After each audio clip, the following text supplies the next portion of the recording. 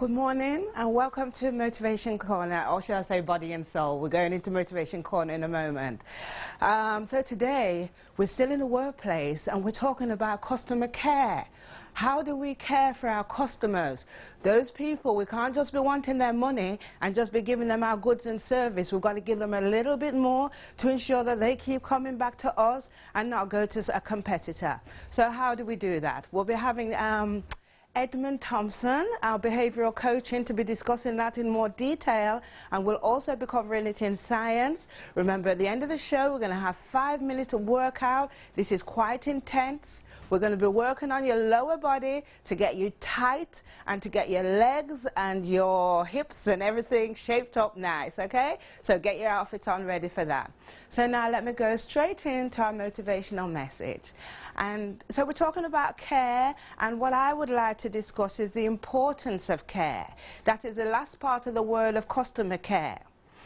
It's so easy to talk about love, isn't it? We love this, we love that. But how do we show love?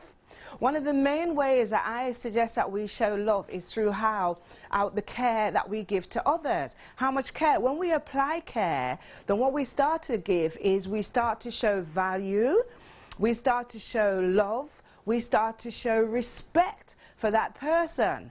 I mean, nowhere more so in the professional industry. I think nurses, more than anybody, exemplify the importance of care. But whether it's a relationship, whether it's with a loved one, whether it's with a child at a school, or whoever it is, we need to care. Means that we take patience, time, consideration, and all this adds up to a bit of love. A bit of TLC is what we need to be giving to everybody that's around us. So it's important to care, it's important to show our care in the way of tenderness and kindness, and let that person know and others know that we value them and that we respect them. And obviously when we spend time with people, that will show that. Then the other part of showing care is to be kind. Remember, it's much more important to be kind than what it is to be right. But in this world, we're so often focused on what it means to be right. So if we get into an argument or a debate, we want to force our point through and insist that we're right. But for example, if you go into a restaurant and the person is slow at serving you, you can see that they're not particularly good at the job and they might be nervous. Rather than shouting at them for being late, show them some kindness. Tell them it's okay, I'm waiting, I appreciate what you're going through, I can understand what you're going through. Don't be just hugging them and demanding your rights, because this world is full of rights and wrongs. We're going to face rights and wrongs every day. But if you face a person's wrongness with meanness instead of kindness, then you come out of the zone of right, don't you? So the point is just let's apply kindness in all things and all situations to all people, and this is a way that we can show them that we genuinely care. Then the last part of showing appreciation, or should I say the last part of showing somebody how much we care, is to show them our appreciation. And this is one of the main areas that a lot of people slip up on. I mean, this is common in relationships with man and wife.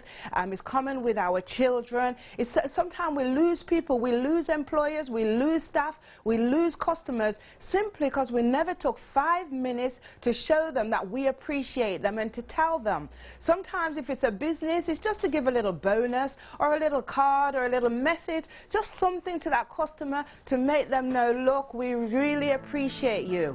And in our day-to-day lives is to tell those around us. We don't wait until they're 6 feet under to say, oh, this person meant so much to me. No, while they're alive, while they're kicking, while they can appreciate what it is that you're saying, this is the time to tell them that, look, I really appreciate the time you've been with me, the way you are, I appreciate your smile, I appreciate the way you walk, anything that will give them a little bit of value. Because the main purpose of human existence is to feel valued by other human beings. That's why we say we must love our neighbor as ourselves, because we want to be treated with value, so we have to treat the next person the same way.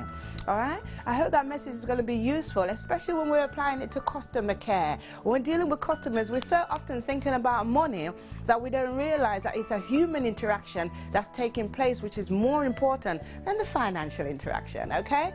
So now we're going to go over to our guest, Edmund Thompson, and discuss the importance of customer care in great detail. Okay, we're going to take a little break. We'll be back.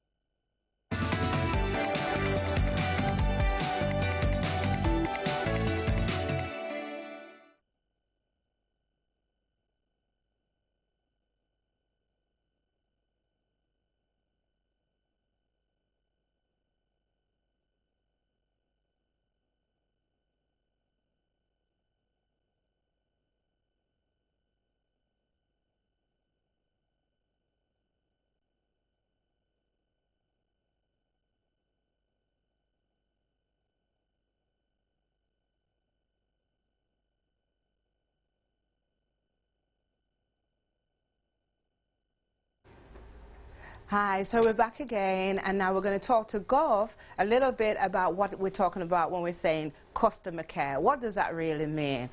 Hi, Gov, and welcome. Nice to have you in again. Nice to be back. Beautiful. So we're talking about customer care, the importance of it in the workplace. What is customer care? Let's clarify that. In your opinion, what is customer care? I mean, customer care is the perception of the customer as to the services that you provide to them. That's before, during, and after they've actually used your business. Okay, so it's about the interaction. Yes, how they see the service that you've provided, how it makes them feel, what they see about it, and just how they perceive it.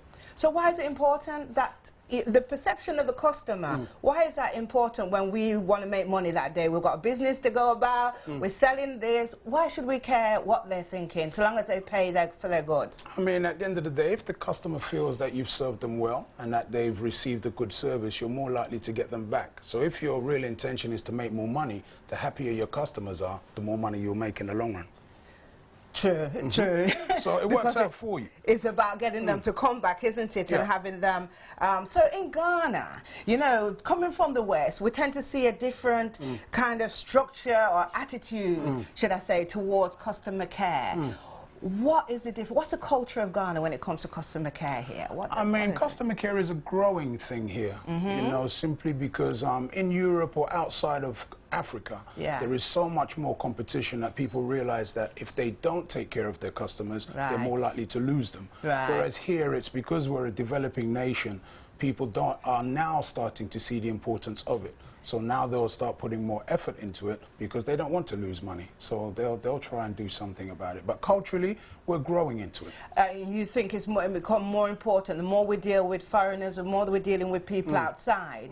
Is there great? I mean, I had one lady says to me the other day that rather than go to somebody here to get the website, the amount of hassle she had to go through was easier to just bring somebody in from UK, pay for the air ticket, get the work done, bam, it's finished and over. So I think that is important that Ghanaians start to realize that it's not just about delivering the goods or service, but your whole approach is what's going to lose us. We say that we're struggling to keep up with everybody else, so now it's time for us to do what we have to do. So do what we have to do to work with others and to compete with others at an international level. So the size of the business, because I know that some of these big telecommunications companies, they apply training for customer care.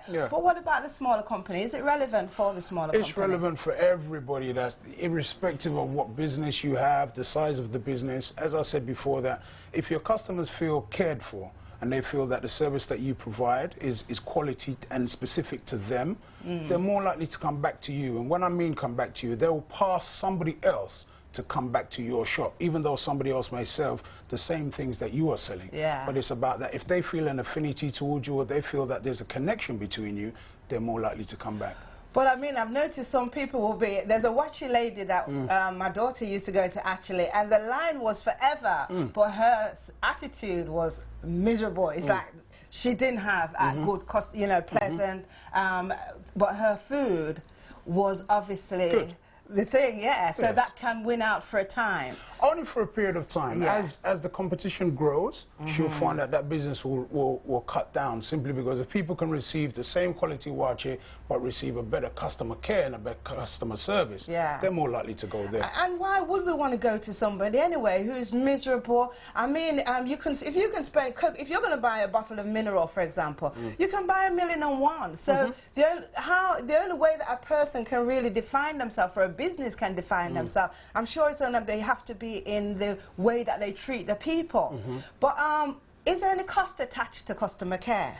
No, not really. I mean, the cost will be to the individual. It's taking time for somebody. Whoever comes into your shop, it's just taking a little bit of time and care for them, and realizing that every single customer that comes through the door is important. Yeah. If you just feel that people who are spending a certain amount of money are the ones that you need to take care of, you'll lose out on the people that may be spending less money. But all of those small customers, in the end, they're more valuable than the one-time customer who comes in and spends a lot of money. It's very true. But it's so much easier, Gov, for that expensive customer. You lay out the road. You know, I used to have a business in UK, and there's one lady that came in. Every time she came to me, she wouldn't spend less than £1,000, which would be 4,000 Ghana cedis now. Nothing less than that. I would run out to the car, open her door, but my £20 client. You wouldn't necessarily do that. But what you're saying, with good customer care, we would have just the same attitude. Because you never know, maybe that £20 customer is going to be a £1,000 customer one day. Another day. But what you'll find is that, I mean, over time, if that was your normal practice for everybody, your business would have grown exponentially. You'd have brought more and more people coming in to spend the £20, and you'd have found that your income would have increased anyway. Truly. You know what I mean? So what's bad customer care? What is bad? Give me an example of what. You know, walking into a shop and the first thing the person says is what? Or, you know, that's bad customer care, or not showing attention to what the person actually wants. You find that somebody may be talking to you while they're doing something else, or talking to somebody else, or you're being served and somebody will come in and they will ignore you for a moment to serve somebody else.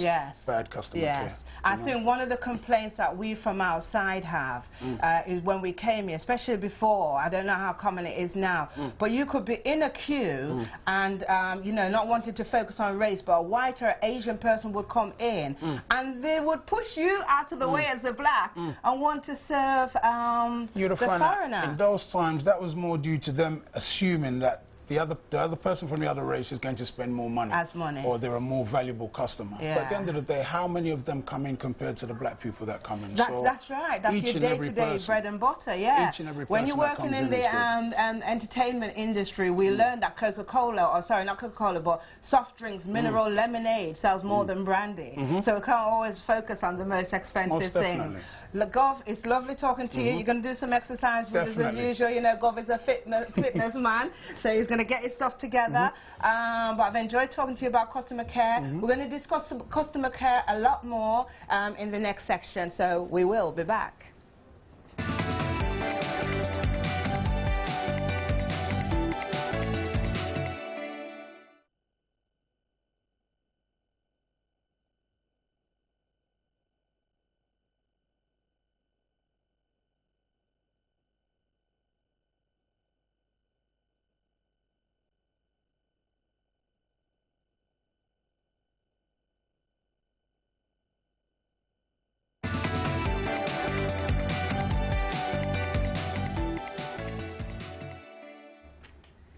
Okay, so we're talking about the importance of customer care. So let's see when we do our research, what are some of the facts and statistics that we're coming up with?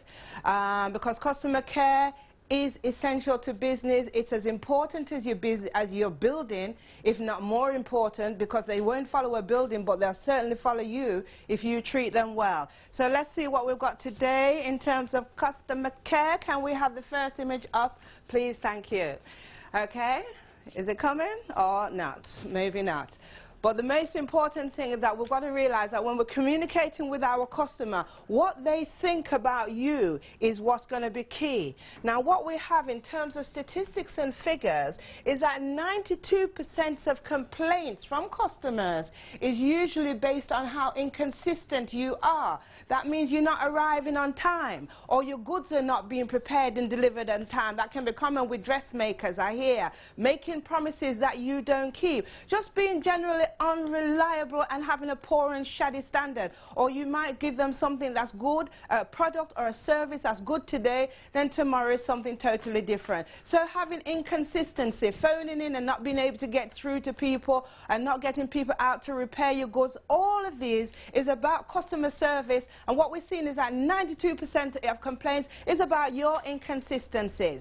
And then 89% of those people walk away from your business. So if you're losing customers by the bucket loads, they've probably been phoning in, they're pulling out their hair, they are so fed up with trying to communicate with you that they've gone somewhere else, because instead of you begging for their service, as if they're begging you to do something for them. I know I've certainly experienced this with the phone companies where you are phoning, they put you on an answer machine, then when they take you off the answer machine, the operator comes on, she's rude after you've been there for 20 minutes or so.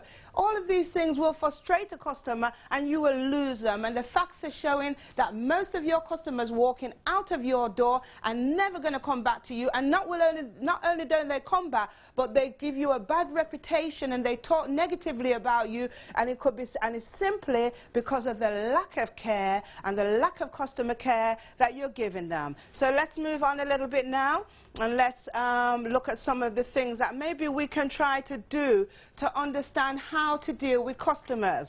Now, this gentleman looks the way that I looked when I walked into one of the big phone companies here, and they'd increased the price. I can't even say how much. It was ridiculous. But it was ridiculous. Over 200, nearly 300%. It had increased overnight for the same service that we'd received the day before. So what I didn't get, and what I would love you to start delivering to your customer now, is that you're a business. And as a business, yes, you're going to have weaknesses, you're going to make mistakes, you're going to do things wrong. So, and you are going to have angry customers. So the point is to prepare for those moments. You can try to be as perfect as you like, but eventually you are going to get somebody who's unhappy. What is your strategy for dealing with them? Is just to shove them off or push them away? No, the first thing you have to do is to listen. Listen carefully to what it is they're saying, even if you know what they're going to say. Even if 1,001 other customers have come in with exactly the same complaint, you listen, because when you listen to an angry person, that's the first thing that will get their blood pressure down. Remember, they feel hurt and they feel injured, and they're coming to you almost for a healing. They want you to make them feel better, because they see you or your company as the cause of their misery for that moment. So after you've listened to them carefully and tried, and when you listen, it means you repeat back. Yes, sir, I understood. They didn't arrive on time. When they came, they damaged your equipment. I understand. So you've listened and you've repeated them back so that they know that you took in what they said. And then the next thing is to show them that you understand. I wish you hadn't taken my board away. Because to show them that you understand, which usually comes back in, we thoroughly understand, we sympathize with you. Let the customer feel that they are right. Because remember, the customer is the boss, which we will discuss that in a minute. And then the other thing, I've lost it because I took it away from me. Anyway, and then the next thing we want to do is we need to give, we're having a little dance on the board here. Let me see what comes up with next. Come with the next one and let's see what you have to offer. Courtesy calls, which is what they were showing before. Okay, right. So the next thing is that we know we have to treat our customers with respect, because they're more important than your boss. They are your boss. You don't think that you can behave this way, you know, hanging around, being a bit sloppy, working in a dirty environment, and all of those things just because your boss isn't there, because every customer that comes through your door is paying your salary. They just give the money to the boss, and then the boss gives it to you. The boss cannot give you no money unless the customer give it. In fact, your customer is the boss to your boss. So your customer is even greater and senior than your boss. So we have to treat our customers with the same diligence and respect, with the same enthusiasm, with the same dignity that we would treat our boss, and make them feel that sense of great importance and as if the business relies on them. And one way we can do that is simply knowing their names. With regular customers, get to know their name, communicate with them well, let them know that you're following through anything that it is that they request, whether it's a good thing, let them know that you're seeing it through. If it's a bad thing, let them know that you're seeing it through. And then, if we go to the next screen, what we have is after we've convinced the customer that we value them in every way, shape that we can, we need to show that appreciation which we discussed in motivation message. So if your company has done something wrong, if your company was at fault, and they were complaining about you being at fault, then the first thing, you as a company, offer some compensation. Give them something to let them feel that you're not just there to take their business from them. Let's go to the last one, please. Offer them something, be positive, and give them a complimentary. And then finally, always give them a follow-up call. A simple call from you tells that customer that you are aware of them, that you care about them, and that you are proactive towards them. That they don't always have to be coming to you and beating your door, and you know, but every now and again you're in their mind, they're in your mind, they're in your heart, and you will pick up the phone. Hi madam, how are you? We haven't seen you for a little while. Hope everything is going well. And you don't harass them. You're not calling them to harass them. You're calling them to ensure that they're happy with the service that you're offering, okay? We're going to go to a quick little break, and then we'll be back with exercise, so get your gear on, okay?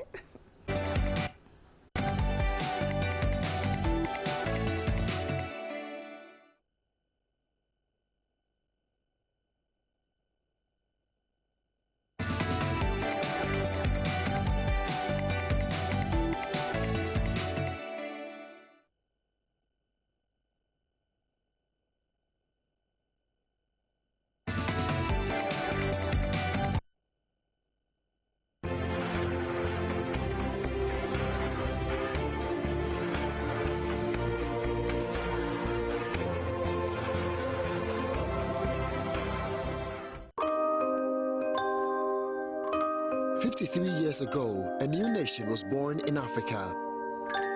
It became the Athens of the continent, the first university in West Africa.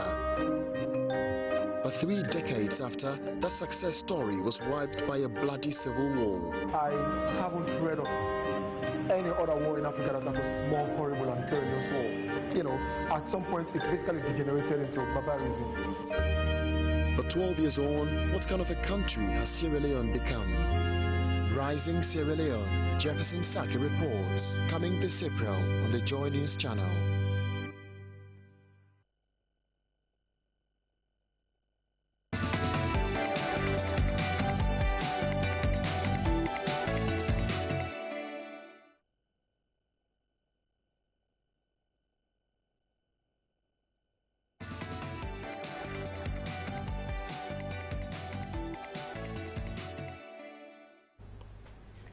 Okay, so welcome back. So what we're doing now is we're going to be focusing on the exercise.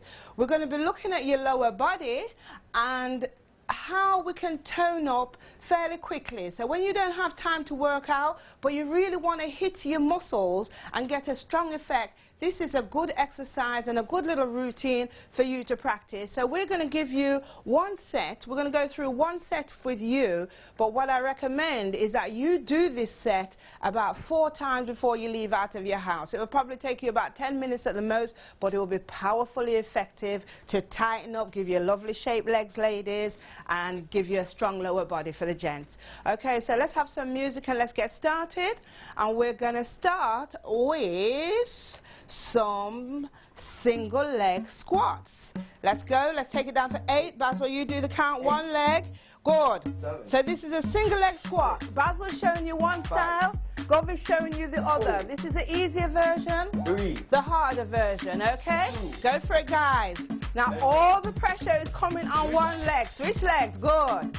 Bring it up. Lovely. Control. It looks 6. Messy, but it's very effective. 7. Hey, the camera guys are doing it as well. 8. This will build up your muscle in your leg very quickly. Let's go. And get you beautiful results. Lovely. Can we go to pulse jump squats? Jump squats. Good. Jump squats is high intensity, so it will work your heart and lungs as well. 7. Good. 8. Now let's pulse it down low. Pulse it low, low. Pulse. 3. Good. 4. 5. 6. Good. 7. Let's go for a jog, guys. Good. Are you feeling that in your legs, Basil? You feeling it there, Carl? It's intense. Good. Very nice. It should be intense. You should be working out. Lovely. Nice. So we're going to go to, keep that going for a while. Jog it out. Good. Give some chest press with those jogging out. Let's give me 8 chest press. 8. 7. 6. Good. 5. When we're jogging, we're keeping our blood going. We're keeping ourselves hot and warm to go back into the workout. 7. Good. 6. Keep going. 5. Beautiful. 3. Keep going. 2. Okay, now let's take it into a lunge position. Take it into a lunge. Bring that back leg back as far as it can go. Lovely. Well, not too far actually, because we're going to split. Now take it down to pulse for 4, switch. Pulse for 4, switch. Let's go. 4. 4. 1. Good. 2. 3. Do that again. 4. Do that again. 1. Beautiful. Are you seeing how sweet this is, 3. guys? 4. Again. 1. Good. 2. Now 3. pulse for 3. 4. Pulse for 3. 3. 2. Good. And 1. Control that 3. pulse. Good. 2. Pulse for 1. 2 now. 1. Good. And Again. 2. 1. Pulse for 1. And 2. 1. 1. 1. Jog it out, guys. Jog it out. Good. Now I'm going to let them jog it out because it is so intense. They're on that muscles. They just need to shake it out a little bit. So now we're going to go to slow, take it lunges. Right leg back, or whichever leg you guys choose. Bring it right the way back. We're just going to go up and down, standing up into bicep curls. Let's go for 8. Take it down. Let's go. 1. Good. 2. Beautiful. 6. Lovely. 5. Keep that going. Take it right down. 4. Important to keep your knees. That's how Govi's doing it. Keep your knees behind 1. your toes. Good. Every time. Now change legs. Same thing on the other side. 8. Bicep curls. 7. Lovely. 6. Keep going. 5. Chest up, shoulders 4. back, tummy tight. 3. Lovely. Get ready to switch 2. leg and go into shoulder press with 1. lunge. Let's go, let's go. Up. 1. Let's go, let's go.